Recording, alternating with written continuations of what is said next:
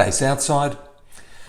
You know, one of the things that's come out of this time of COVID is the reminder for us about the valuable place that our homes have for us in our mission and our ministry.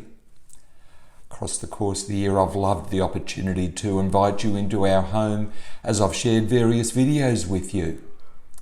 But apart from what we get to see through the video screen, I've also recognised the important place of our home as Wendy or I have sat here at this dining table and worshipped with you virtually. But we've also had the opportunity to use our home as an outreach tool. I've shared with you at various times some of the conversations that I've had with our neighbours, where we've opened up the fact that we are Christians, that we worship God and what that means for us. And these conversations were made possible because of COVID. I've deliberately taken time to pray for our neighbours and reflected on who the people are around us as my world has become less broad and more focused right here in this neighbourhood where I live so much of my life.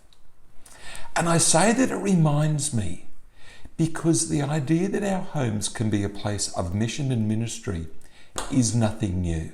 In fact, it goes right back to the time of Jesus. We've been looking through Luke chapter 10. In Luke chapter 10, when Jesus sends the 72 out on mission, he talks about people of peace. When you enter a house, first say peace to this house, and if the peace returns, we'll stay there. And then in verse 7 he goes on, stay there, eating and drinking whatever they give you, for the worker deserves his wages. Elsewhere in Luke, Jesus is called a glutton and a drunkard because the Pharisees recognized the amount of times that Jesus admittedly goes into other people's houses and shares a meal with them. Just think about the time that food and homes play a part in the life and ministry of Jesus.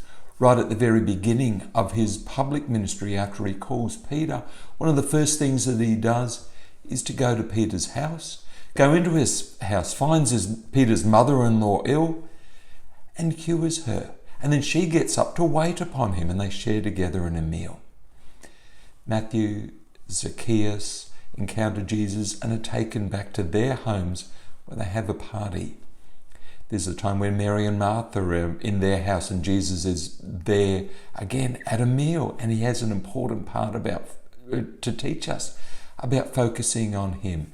There are other instances where Jesus is at meals with tax collectors, with sinners, with Pharisees, and conversations emerge.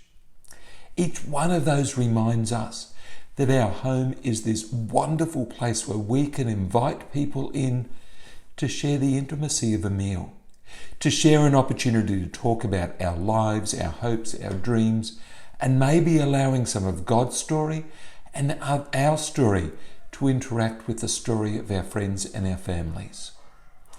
Can I encourage you, as we start to open up the church more and more of activities start to take place, please do not forget that the primary influence that we have as disciples of Jesus Christ, being on mission for him, is lived in community with our neighbours, with our friends, with our families, inviting them into our homes, sharing our story, sharing Jesus' story, encountering other people's story, and loving them enough to want to ensure that they hear the message of Jesus and are given the opportunity to respond.